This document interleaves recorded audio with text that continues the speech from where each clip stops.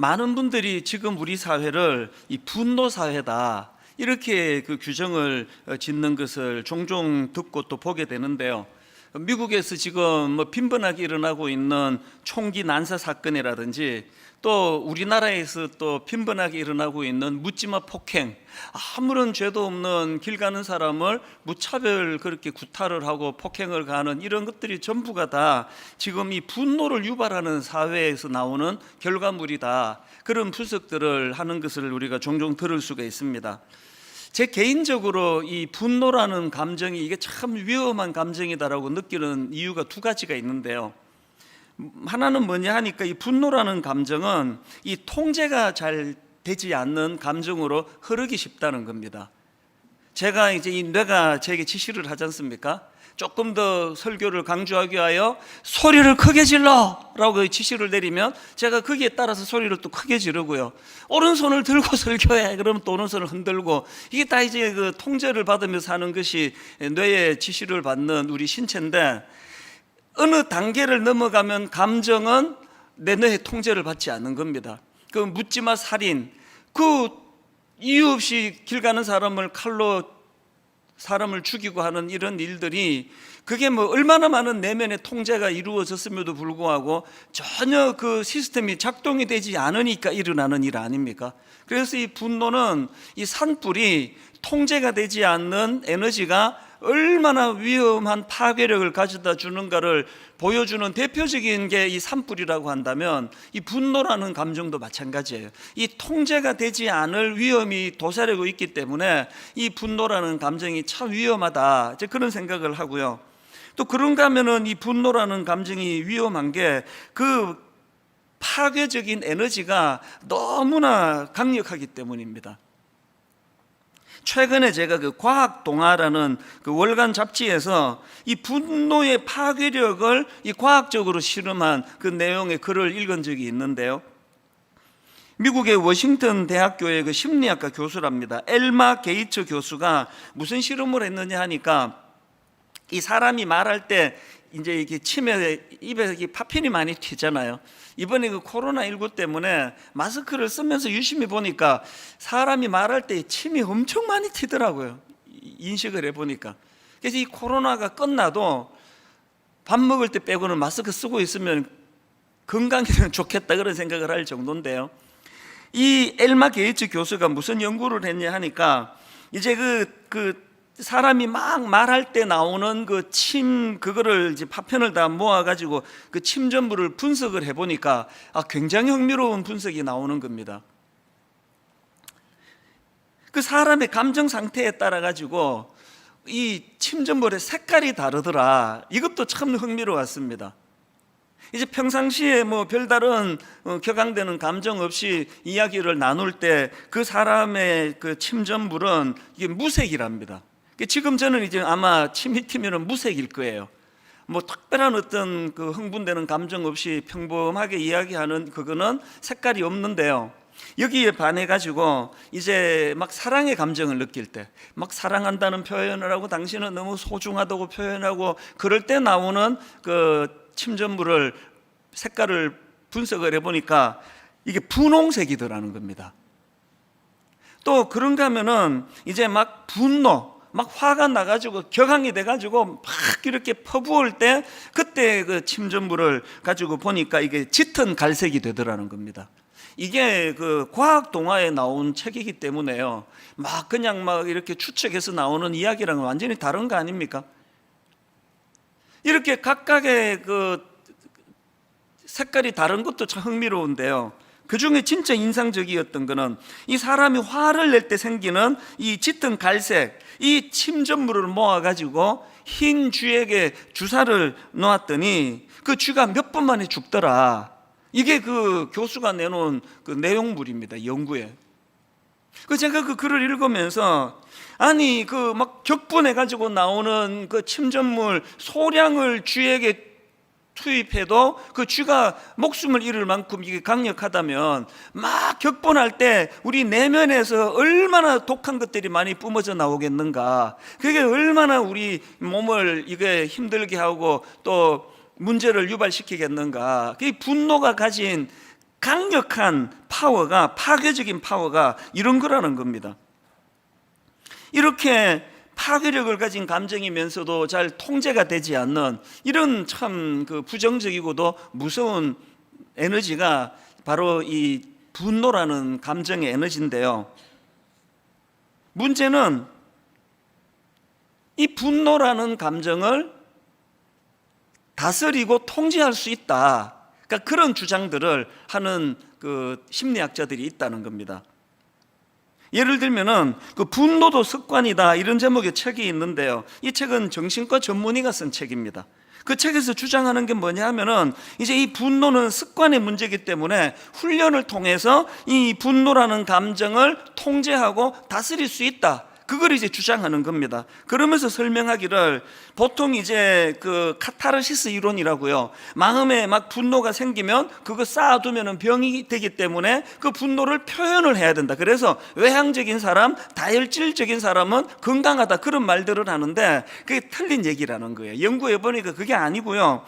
정반대라는 겁니다. 마음에서 분노가 생긴다고 그거를 발산하면 그 분노의 공격성이 줄어들 것 같지만 오히려 더 강화가 된다는 겁니다. 그 왜 그러냐 하니까요. 그 책에서 주장하는 내용을 한번 들어보세요. 뇌는 익숙한 것을 좋아한다. 뇌는 덕이 되는 것을 택하는 것이 아니라 익숙한 행동을 반복한다. 자주 하는 행동이 몸에 배, 기억으로 남는 게 습관이다. 그러니까 그 카타르시스 이론이라고 마음에 분노가 생기면 그거를 속으로 품지 말고 발산해야 된다는 거라고 생각해서 계속 분노를 표출하는 사람은 뇌는 익숙한 것에 기억이 있다는 거예요. 가만히 보면은요, 화내는 사람이 주로 화를 내요. 그게 익숙한 패턴이 되어 있는 겁니다. 정신과 전문의가 쓴 감정은 습관이다라는 책에서도 비슷한 주장을 하는데요. 그 책의 주장의 핵심이 이겁니다. 뇌는 좋은 감정보다 익숙한 감정을 선호한다. 그 두 책이 똑같은 주장을 하는 거 아닙니까? 그러면서 이제 그 예를 드는 게 뭐냐 하면은 뭐 다이어트 해보신 모든 분들은 다 아시지만 다이어트 하는 사람에게 최대의 적이 요요 현상 아닙니까? 이 요요 현상이 왜 일어나는가 하니까 이게 이 뇌의 속성 때문에 그렇다는 거예요. 뇌는요, 좋은 감정보다 익숙한 감정을 선호한다. 그래가지고 이제 뭐 몸무게 한 90kg 나가는 사람이 막 축을 고생을 해서 60kg로 줄여 놓으면은 뇌는 그것을 기뻐하는 게 아니라 비상이 걸리는 거예요. 이게 지금 익숙한 대로 가지 않으니까. 그래서 그 다이어트 해보신 분은 아실 거예요. 막 애를 써가지고 한 10kg 뺐으면은 어느 단계에서 막 못 견딜 정도로 막 음식이 땡기는 거예요. 그 왜 그러냐? 뇌가 지금 막 강력하게 명령을 내린대요. 다이어트 이전에 체중으로 돌아가야 된다. 그래서 막 끊임없이 폭식하게 만들고 막 자기도 이해가 안 될 정도로 막 계속 먹고 그래가지고 막 저녁에 또 막 갑자기 라면이 땡기고 그래가지고 막 밥 말아가지고 먹고는 자기를 저주하고 막 그러는 거 아닙니까? 나는 이렇게 의지력이 없는 거야. 의지력이 없는 게 아니고요. 그게 뇌가 하는 일이래요. 좋은 것을 따라가는 게 아니라 익숙한 대로. 90kg짜리 사람이, 그래서 제가 참 가슴 아픈 자료를 하나 봤는데요. 다이어트의 성공, 그러니까 내가 이제 90kg인데 70kg로 줄였다. 그 다이어트를 유지하는 게 2년 이상 유지하는 사람이 2%인가 3%인가 밖에 안 된대요. 다 원래로 돌아가는 겁니다. 그래서 이제 오래 지속이 돼서 뇌가 이제는 새로운 환경과 거기에 익숙해질 때까지 하는 게 다이어트라는 겁니다. 그까지 못 가니까 다 요요 현상이 일어나는 거 아닙니까? 그러면서 이제 감정의 문제도 똑같다는 거예요. 그러니까 이 뇌 속에서 표준으로 자리 잡게 된 그 감정대로 살아간다는 거예요. 그 책의 일부를 한번 들어보세요. 오랜 기간 불안하게 지냈던 분은 불안이 표준 감정으로 자리 잡고, 행복하고 감사해하며 지내온 분은 행복과 감사함이 표준 감정으로 자리 잡습니다. 그래서 순간순간 여러 감정이 나타나겠지만 뇌는 표준으로 잡아놓은 감정을 더욱 선호하고 거기에 집중합니다.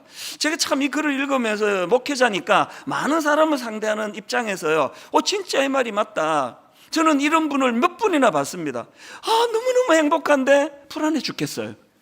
이분에게 입력이 되어 있는 뇌의 기억은 늘 우울하고 누군가에게 지적을 당하고 이런 게 익숙했기 때문에 그런 게 없어지는 것을 견디기가 어렵다는 거예요. 저는 이런 내용의 책들을 쭉 보면서 뭐 정신과 의사가 뭘 어떻게 분석하고 하는 이것도 중요하지만 우리는 무엇보다도 예수 믿는 사람 아닙니까? 예수 그리스도를 닮아가고자 하는 성화를 꿈꾸는 자들 아닙니까? 그렇다면은 늘 우리 내면에서 뭘 노력해야 되겠습니까? 그래서 제가 참 이 찬양이 이런 여러 분석들을 참 다 종합해서 우리가 추구해야 되는 어떤 목표처럼 느끼게 만드는 찬양이 있는데요. 보소서 주님, 나의 마음을 선한 거 하나 없습니다. 그러나 내 모든 것 주께 드립니다.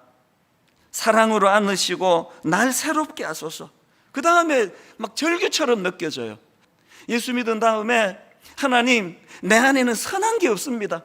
작은 분노에도 이 감정 처리가 되지 않는 게 저입니다. 그래서 주님, 내 안에 선한 마음이 없으니 주님 마음 내게 주시기 원합니다. 늘 그렇게 사모하고 은혜를 갈망하다가 보면은 어느 단계가 지나가면은 우리 뇌가 뭘 기억합니까? 늘 분노를 다스리고 분노를 억제하고 용서와 주님의 사랑이 내 안에서 계속 연습되어질 때에 어느 단계가 지나가면은 그것이 자연스럽게 내 머리에 기억이 돼 남아 있는 거, 이게 성화 아닙니까? 이 뇌는 원래로 돌아가는 속성이 있기 때문에 우리가 하나님을 이런 어떤 감정을 뛰어넘는 성령께서 역사하시는 그 은혜를 우리가 사모하면서 지속적으로 주님을 닮아가는 생활을 꿈꿀 때에 우리 안에 그 참 다스리기 어려운 이 분노라는 감정도 주님 안에서 통제되고 다스려지게 될 줄로 믿습니다. 이런 어떤 마음을 가지고 저는 이제 오늘 이 분노 조절과 관련해서 이 성경적인 대안 세 가지를 좀 나누어 보려고 하는데요. 첫 번째로 분노 조절을 위한 성경적인 대안이 뭐냐? 분노를 품고 있지 말라는 거예요.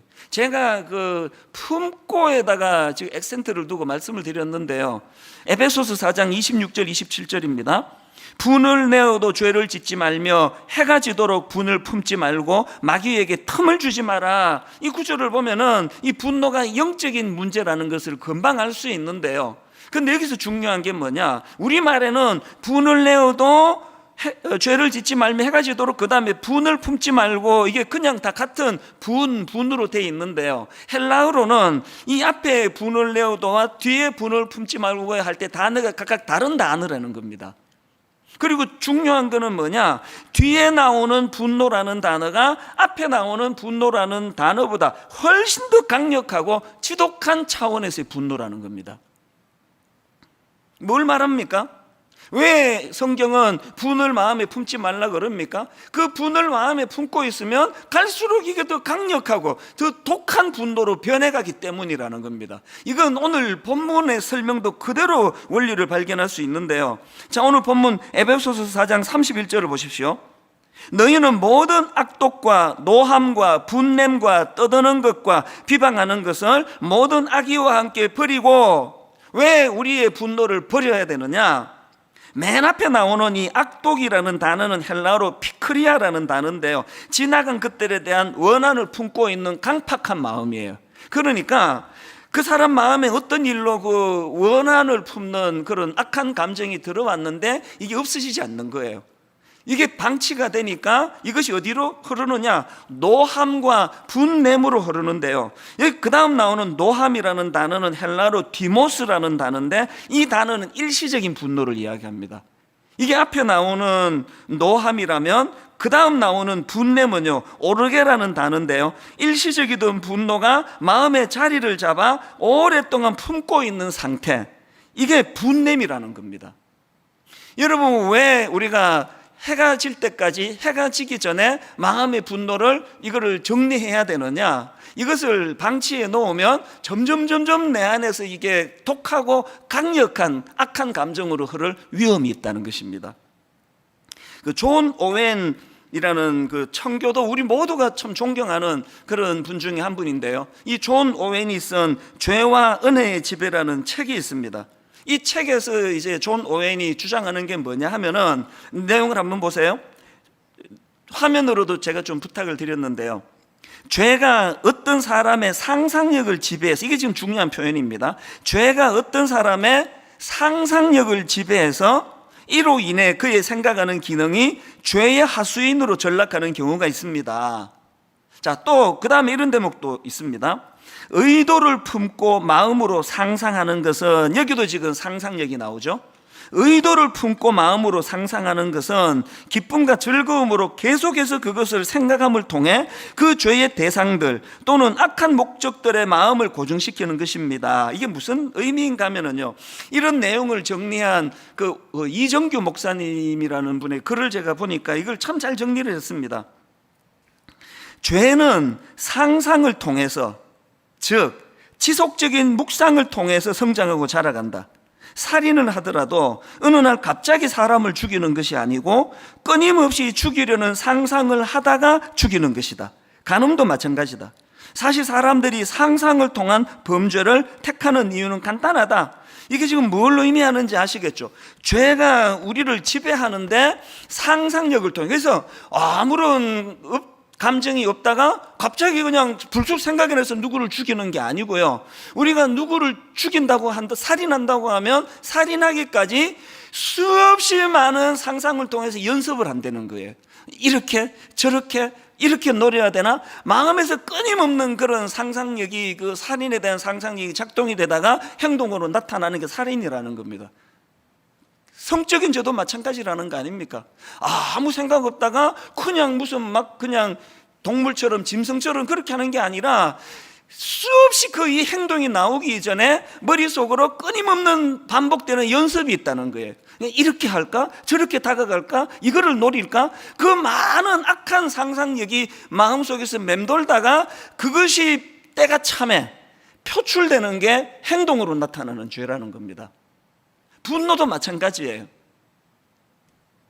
해가 질 때까지 분노 문제를 해결해야 된다 우리에게 말씀하실 때는, 그걸 품으면 안 되는 이유는 그것이 우리 안에서 계속 사단의 공작에 의해서 이 점점 더 울분과 분노가 강력해져가는,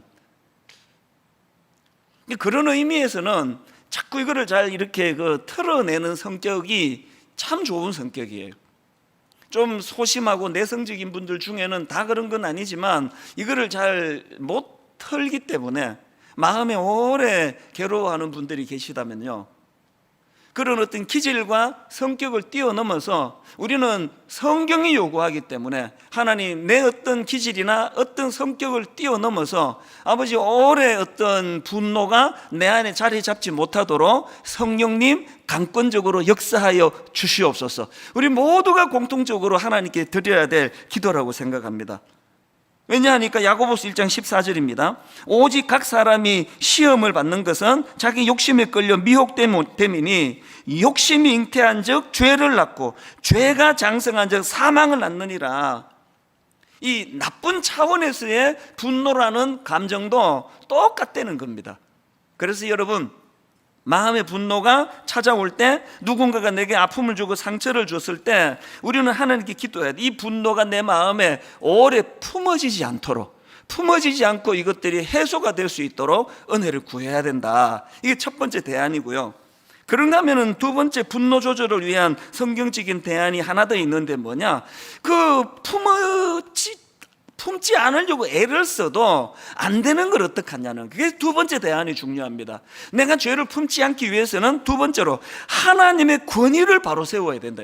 내 내면에 하나님의 권위가 바로 세워지는 거, 이게 무슨 말씀인가 하면은요, 창세기에 보면은 아담과 하와가 범죄하고 하나님과의 관계가 깨지고 난 다음에 4장으로 넘어가 3장에서 그런 일이 일어나고 4장으로 늘어나 가장 먼저 나오는 악한 죄악의 결과물이, 열매가 살인 아닙니까? 동생 아벨을 죽이는 살인으로 나타나거든요. 가인이 동생 아벨을 죽인 그 사건의 발단이 이렇습니다. 창세기 4장 3절. 세월이 지난 후에 가인은 땅의 소산으로 제물을 삼아 여호와께 드렸고 아벨은 자기도 양의 첫 새끼와 그 기름으로 드렸더니 여호와께서 아벨과 그의 제물을 받으셨으나 가인과 그의 제물은 받지 아니하신지라. 가인이 몹시 분하여 안색이 변하니 화가 난 거예요. 왜 내 건 안 받으시느냐고.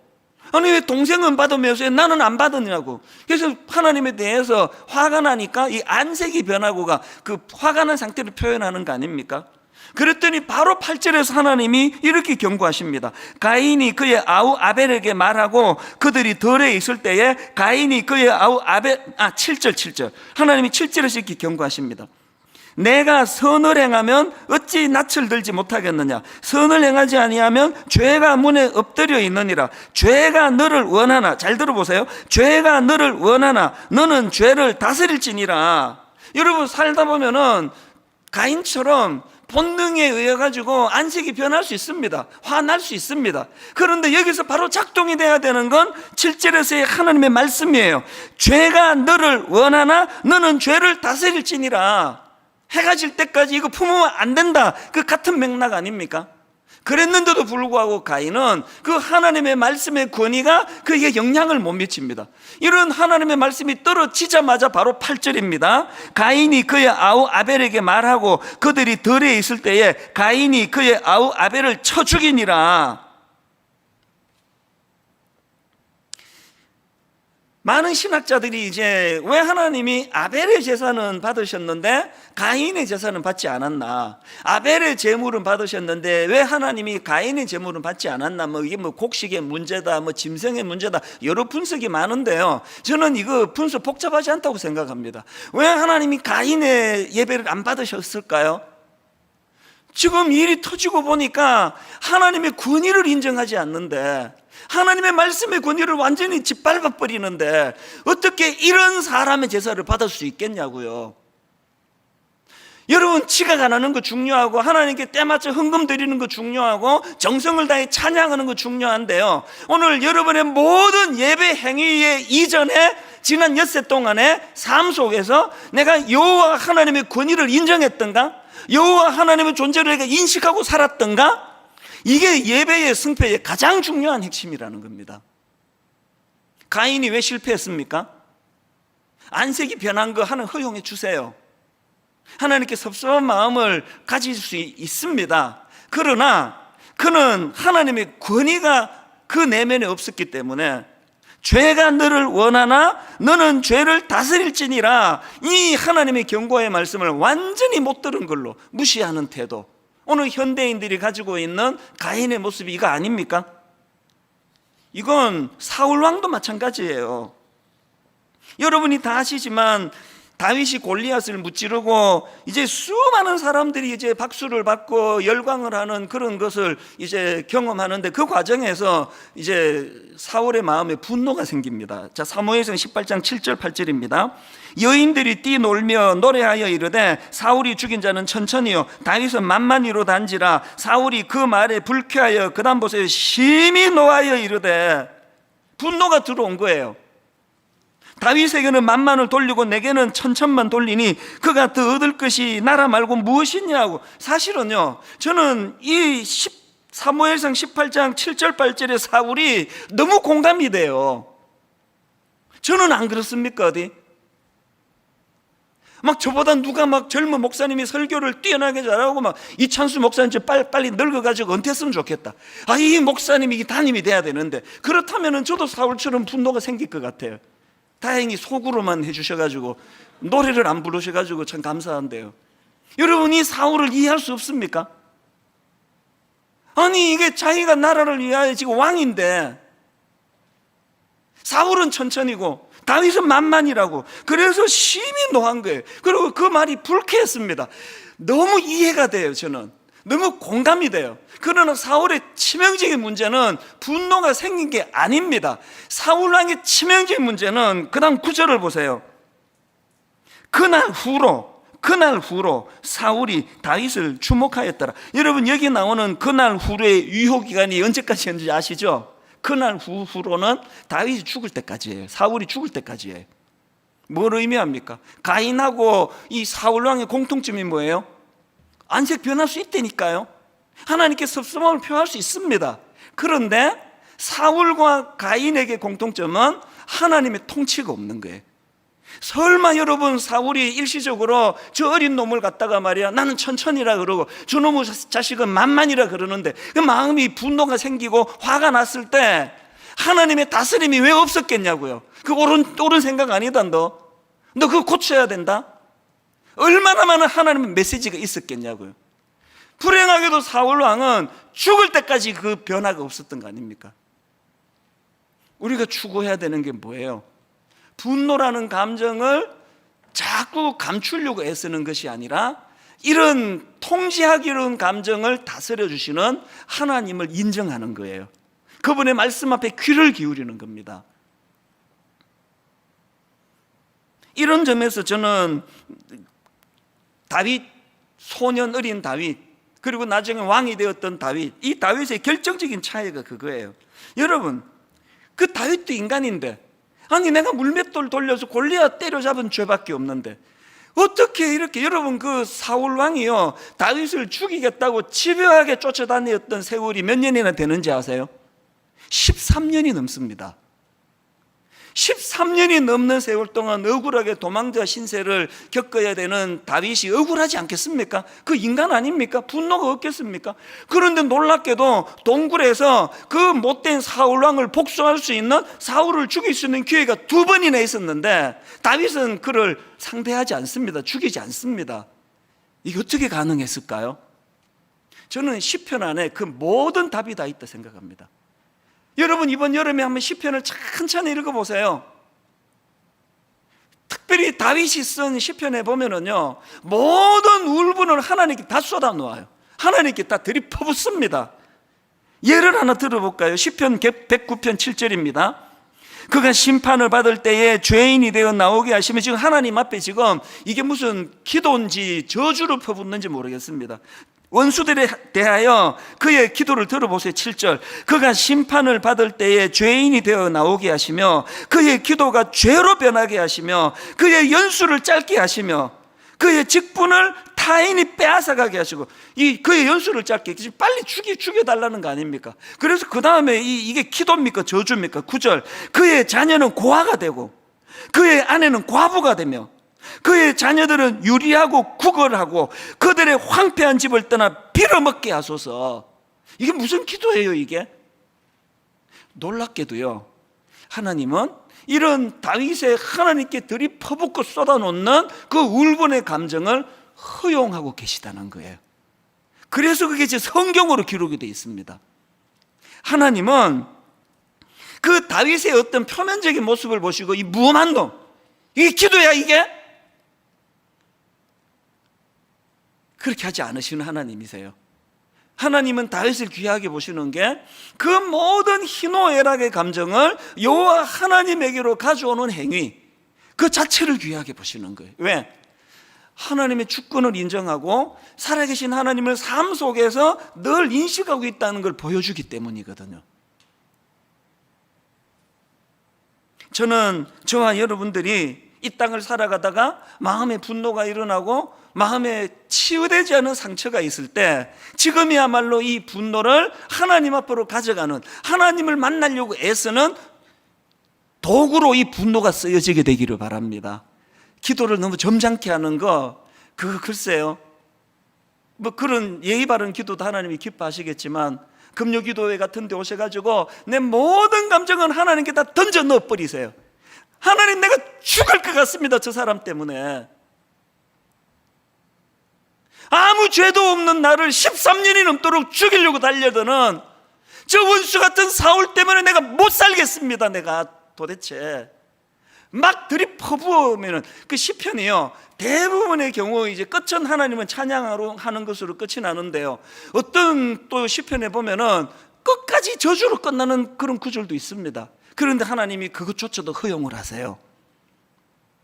여러분, 우리가 그저 우아하게 예수 믿는 것도 좋지만요, 저와 여러분의 신앙생활 가운데 가인처럼 안색이 변할 수 있고 분노가 나를 엄습할 수 있고 심지어 하나님께 섭섭한 마음이 찾아올 수 있다 할지라도 하나님의 존재를 우리가 인정해 드리면서 그분의 권위 앞에, 지금 죄가 너를 원하나 너는 죄를 다스릴지니라, 이 하나님의 말씀의 권위 앞에 승복하고 순종하는, 그래서 울분은 하나님에게로 다 토해놓지만 그것이 악한 행위로 나타나지 않도록 하는 이것이 하나님의 권위를 바로 세워 인정하는 사람들의 특징이라고 믿습니다. 그래서 저는요 로마서 12장 19절, 내 사랑하는 자들아 너희가 친히 원수를 갚지 말고 하나님의 진노하심에 맡기라.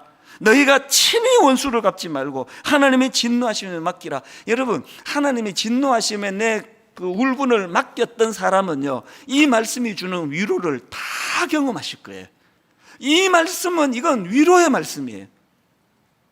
울분에 차 있는 내 내면을 기어이 하나님의 권위 앞에 내가 그 울분을 꺾고 내려놓았을 때 하나님의 이 위로하심이 얼마나 놀랍다는 거, 이걸 경험하면서 신앙생활을 해야 여러분의 신앙생활이 즐겁지 않겠습니까?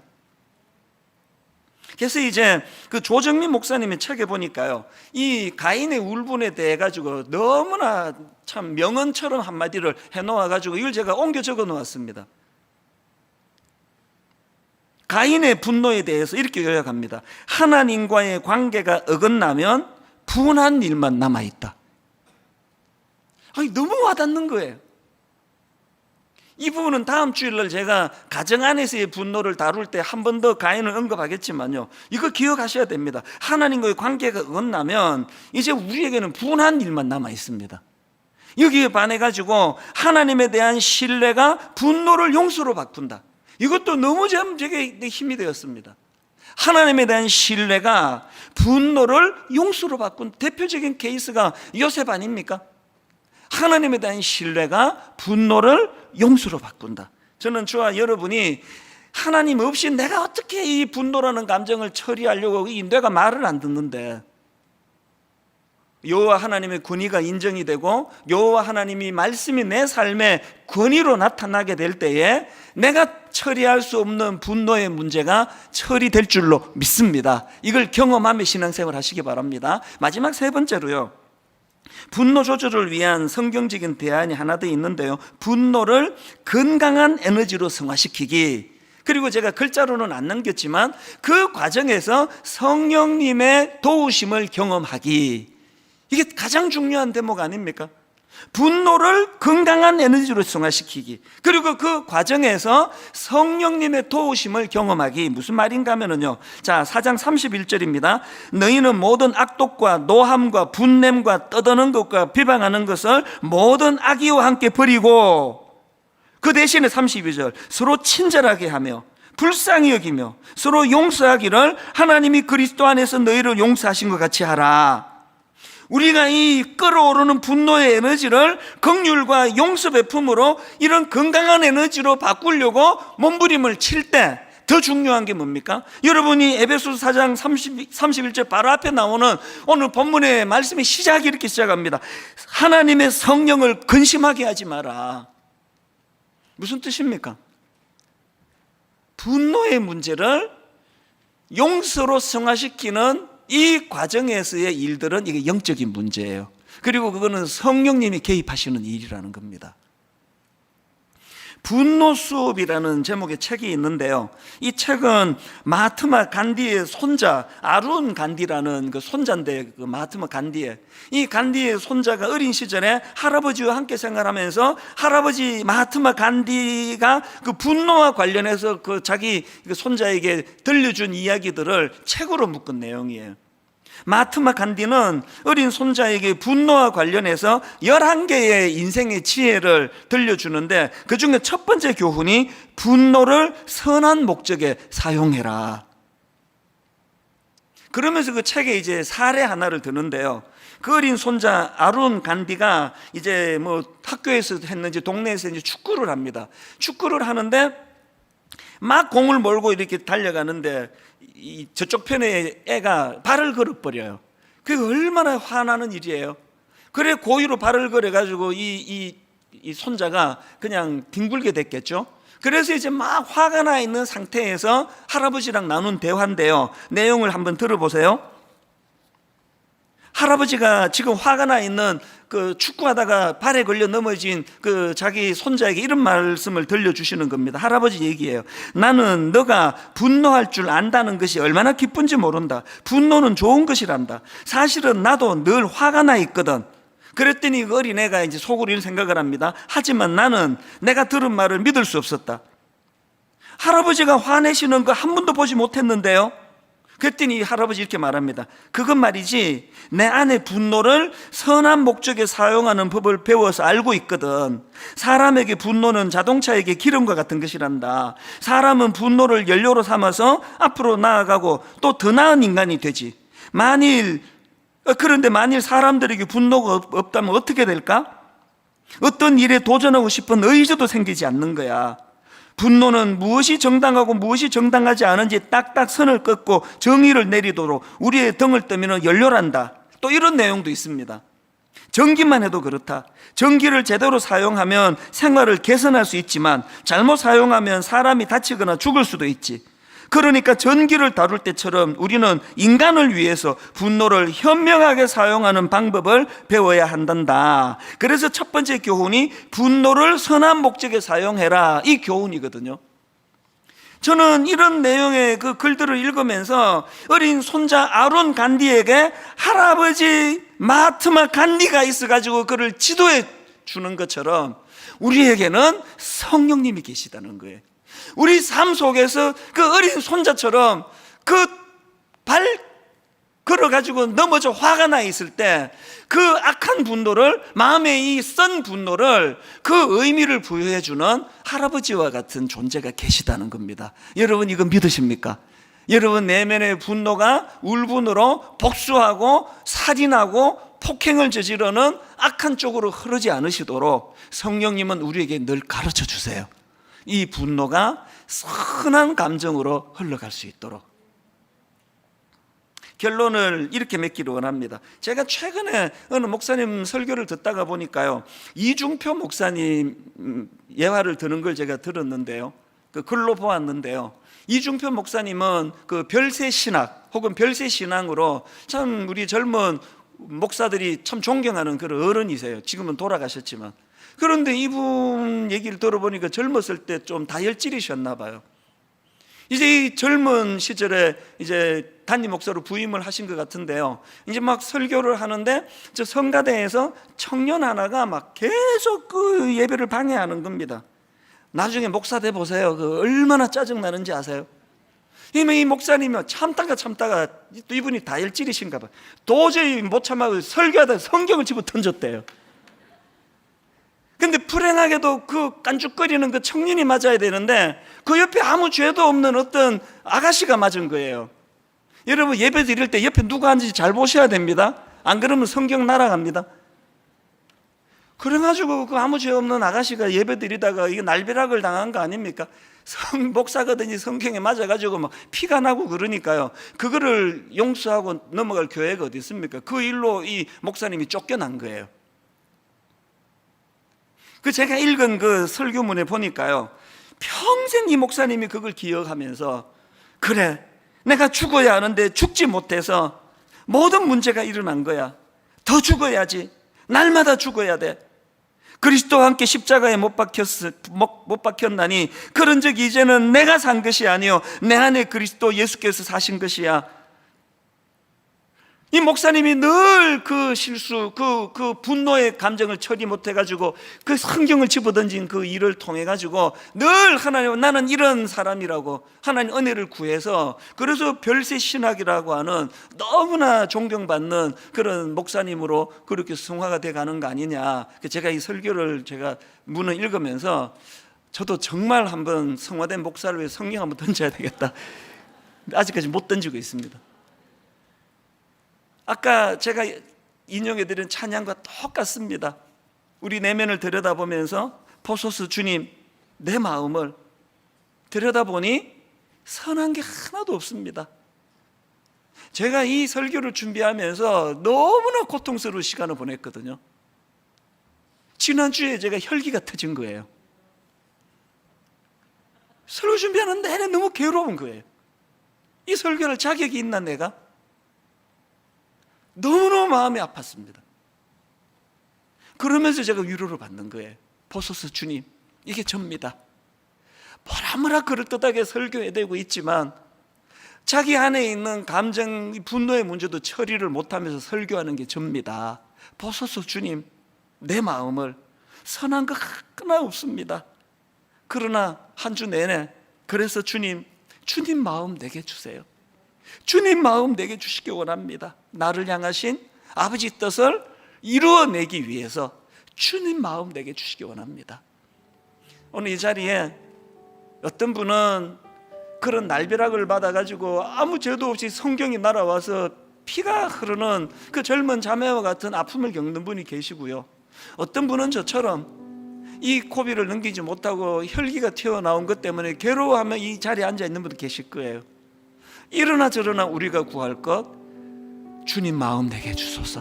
주님 마음 내게 주소서.